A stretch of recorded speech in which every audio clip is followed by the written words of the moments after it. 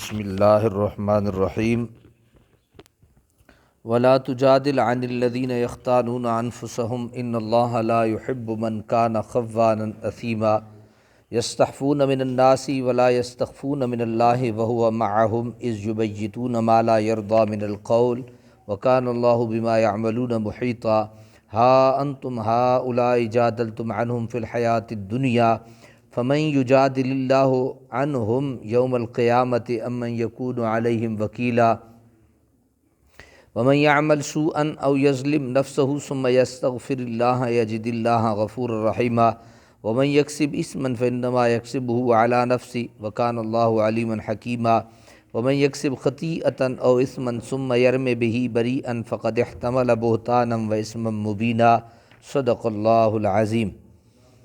آیت نمبر 106 سے لے کر آیت نمبر 112 تک انشاءاللہ آج ہم سماعت کریں گے۔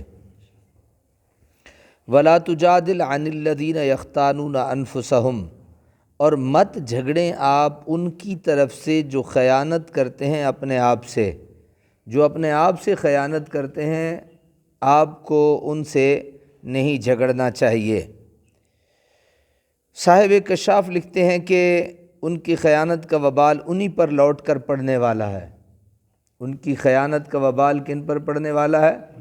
انہی پر پڑنے والا ہے۔ اس لیے گویا وہ کسی دوسرے کے ساتھ خیانت نہیں کر رہے، کسی دوسرے کے ساتھ خیانت نہیں کر رہے بلکہ اپنے آپ سے خیانت کر رہے ہیں۔ مولانا مودودی نے یہاں ایک نہایت لطیف نکتہ بیان فرمایا ہے۔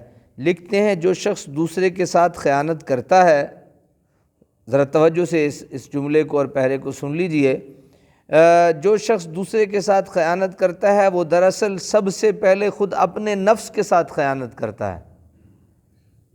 جو دوسرے کے ساتھ خیانت کرتا ہے سب سے پہلے کس سے؟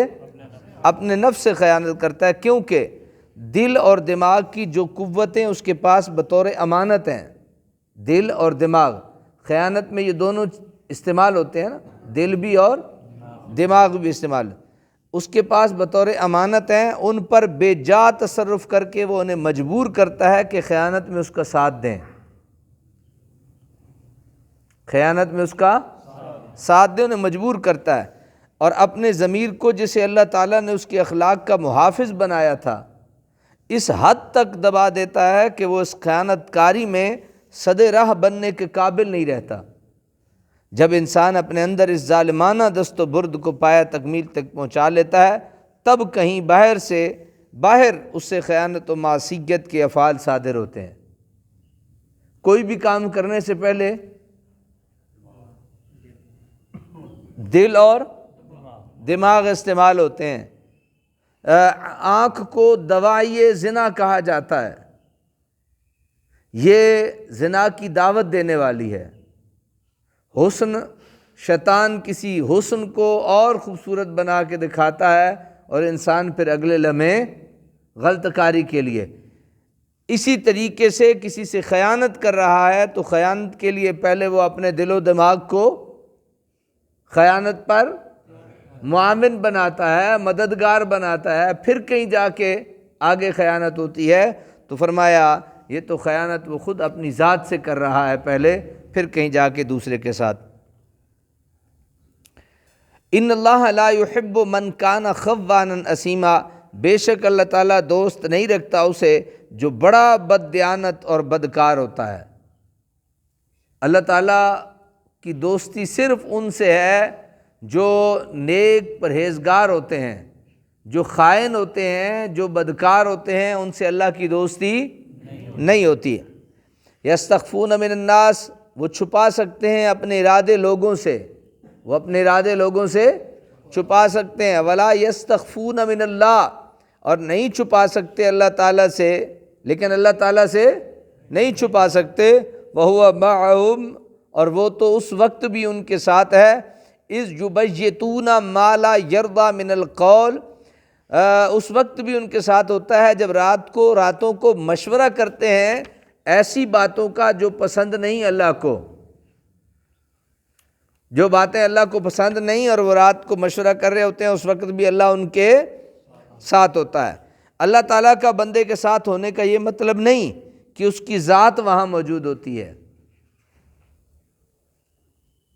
ہم تو ساتھ، یہ میرے ساتھ بیٹھے ہیں، تو ساتھ ہونے کا مطلب یہ ہے کہ یہ میرے ساتھ اور میں، تو اس کا مطلب یہ نہیں، اس کی ذات وہاں موجود ہوتی ہے کیونکہ کسی مکان میں پایا جانا جسم کی صفت ہے۔ ہم یہاں بیٹھے ہیں، ہمارا جسم ہے تو اس مکان پہ ہم بیٹھے ہیں، ہمارا جسم نہیں تو ہم اس مکان پہ نہیں بیٹھے، اور ذات الہی اس سے منزہ اور پاک ہے، اور اللہ کی ذات تو جسم سے پاک ہے۔ اہل سنت کے نزدیک معیت کا معنی ہے اپنے علم سے وہ اپنے بندے کے ساتھ ہے، اپنے علم سے وہ اپنے بندے کے ساتھ ہے، اس کو اور اس کی ہر حرکت کو دیکھتا ہے اور اس کی ہر بات کو سنتا ہے۔ صاحب کشاف لکھتے ہیں کہ یہ آیت ان لوگوں کو اپنا ماتم کرنے کے لیے کافی ہے جو یہ ایمان رکھتے ہیں ہم اللہ کے حضور میں حاضر ہیں، اس کے درمیان اور ہمارے درمیان کوئی حجاب بھی نہیں، اور وہ ہمارے کسی عمل سے غافل بھی نہیں، اور وہ اس سے شرماتا بھی، اور وہ اس سے شرماتے بھی نہیں ہیں۔ یعنی یہ عقیدہ بھی ہے کہ وہ ہر وقت ہمارے ساتھ ہے اور وہ اس سے شرماتے بھی نہیں ہیں اور نہ اس سے ڈرتے ہیں۔ اگر ہم کسی آدمی کی موجودگی میں کوئی بری حرکت کرنے کی جرت نہیں کرتے، کیمرہ لگا ہو اور نہ بھی لگا ہو، صرف لکھا ہو کیمرے کی آنکھ دیکھ رہی ہے تو چوری نہیں ہوتی، ہم ڈرتے ہیں، لوگوں کے سامنے گناہ نہیں کرتے، تو ذرا توجہ سے یہ جملہ سنیے گا، اگر ہم کسی آدمی کی موجودگی میں کوئی بری حرکت کرنے کی جرت نہیں کرتے تو کیا یہ وقاحت و بے حیائی کی حد نہیں کہ اللہ تعالیٰ کے سامنے ہم بے جھجک گناہ پر گناہ اور قصور پر قصور کرتے چلے جائیں؟ حضرات کو سمجھ آئی؟ یہاں ہم اتنے لوگ بیٹھے ہیں، کسی کی جرت حوصلہ ہوگا کہ وہ ہمارے سامنے بیٹھ کے گناہ کرے؟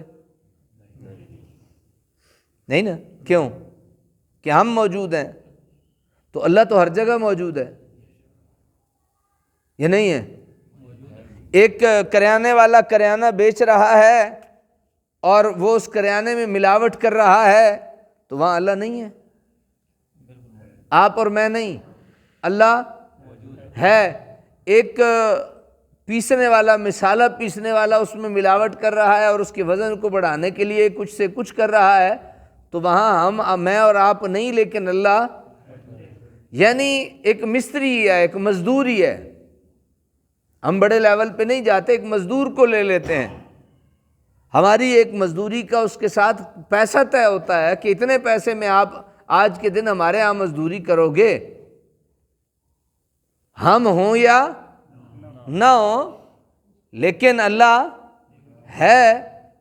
تو جب ہم اللہ سے نہیں چھپ سکتے، ہر جگہ پہ اللہ ہمیں دیکھ رہا ہے، ہمارے ساتھ ہے، تو پھر حضرات پھر گناہ کرنے میں ہم بے جھجک بے دھڑک کس طرح گناہ کر لیتے ہیں؟ توجہ ہے یا نہیں؟ ہمارا یہ عقیدہ ہے نا، اور اللہ نے یہاں پہ یہاں تک بتا دیا، کیا اذ یبیتون ما لا یرضی من القول، جب وہ رات کا وقت ہوتا ہے، رات گزار رہے ہوتے ہیں اور ایسی باتیں کر رہے ہوتے ہیں جو اللہ کو پسند نہیں، وَهُوَ مَعَهُمْ، اللہ اس وقت بھی ان کے ساتھ ہوتا ہے۔ اللہ علیم بذات الصدور کی شان والا ہے، وہ ہمارے سینوں میں جو راز موجود ہیں انہیں بھی جانتا ہے، جو ہماری زبان سے نکلتا ہے اسے بھی جانتا۔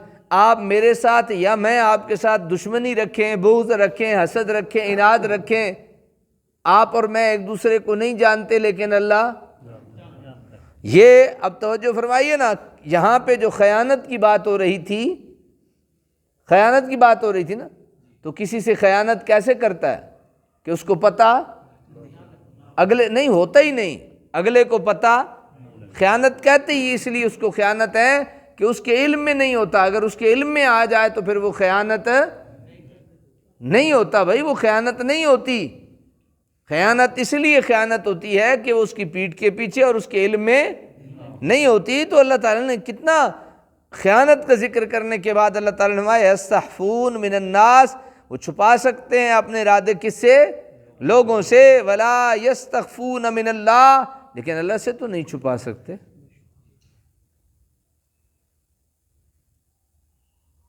جو ہی بندہ گناہ کرنے کا ارادہ کرے، اسے کوئی غلطی ہونے والی ہو تو وہ فوراً اپنے رب کی بارگاہ میں اپنے آپ کو پیش کر دے، میرے اللہ میں انسان تھا، مجھ سے غلطی ہونے لگی تھی، تیرا مہربانی، تیرا شکریہ، تیری یاد نے مجھے۔ اسی لیے اللہ تبارک و تعالیٰ نے بھی کثرت سے اپنے ذکر کی ہمیں تلقین کی ہے، اور اللہ کے نبی نے بھی، اور صلحائے امت بھی اکثر ہمیں ہر وقت ذاکر رہنے، باوضو رہنے کی تلقین کرتے ہیں، کیونکہ جتنا ہم اللہ کی بارگاہ میں حاضر ہوتے رہیں گے اتنا ہمیں کیا ملتا رہے گا؟ ثواب نہیں، ہم اللہ کی نظر میں رہیں گے اور گناہ سے بچتے رہیں گے۔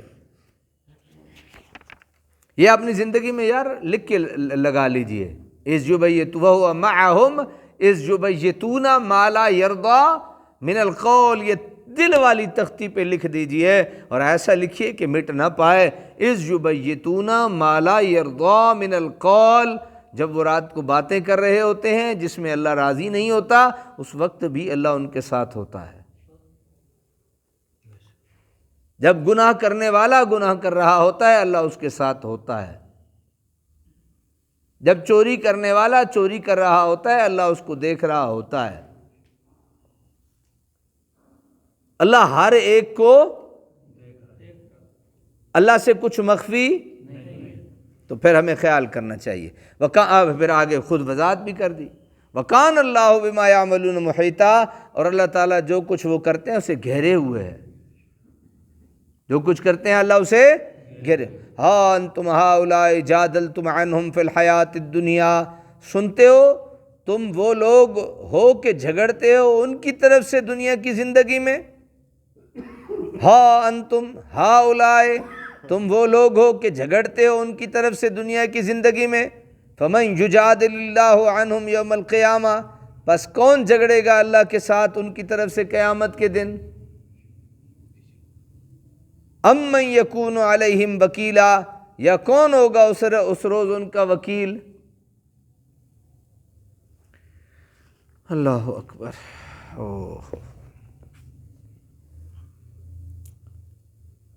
قرابت یا دوستانہ تعلقات کی بنا پر لوگ مجرم کی اعانت کرنے سے باز نہیں آتے،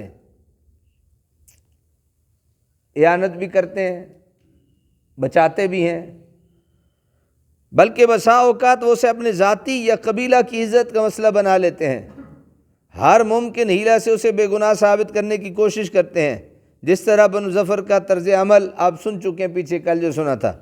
ایسے لوگوں کو تنبیہ کی جا رہی ہے کہ اس دنیا میں تو تم جھوٹی قسمیں کھا کر اور جھوٹی گواہیاں دے کر ان کو بے گناہ ثابت کر لو گے، ذرا یہ بتاؤ قیامت کے روز ان کی صفائی کس منہ سے پیش کرو گے؟ اس مجرم دوست اور گناہ گار رشتہ دار کو خداوند ذوالجلال کی گرفت سے کیوں کر بچاؤ گے؟ کس میں یہ دم خم ہے کہ اس کا وکیل بن کر بارگاہ الہی میں پیش ہو اور اس کو رہا کرا سکے؟ ان آیات میں امت مسلمہ کی تربیت کی جا رہی ہے اور ان کو یہ سبق ذہن نشین کرایا جا رہا ہے کہ وہ گناہ اور گناہ گار کے خلاف متحدہ محاذ قائم کریں، تاکہ اسلامی معاشرہ گناہوں کی علائش و عفونت اور گناہ گاروں کی فساد انگیزیوں سے پاک ہو جائے۔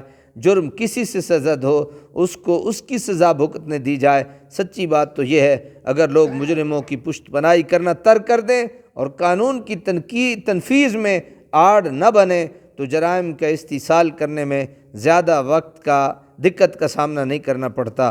مسلمان جو یوم الحساب پر یقین رکھتے ہیں ان کے لیے تو کسی حالت میں جائز نہیں کہ وہ گناہوں کے خلاف جہاد کرنے کی بجائے گناہ گار کی اعانت کرنے لگے اور اس طرح برائیوں کے فروغ کا باعث بنے۔ سمجھ آ گئی جی؟ بھئی کسی کی سفارش جو آپ تم کرتے پھرتے ہو اور اس کو بچاتے پھرتے ہو سزا سے، کل کس منہ سے اللہ کی بارگاہ میں اس کی سفارش کرو گے اور کون اللہ کی بارگاہ میں اس کا وکیل ہوگا؟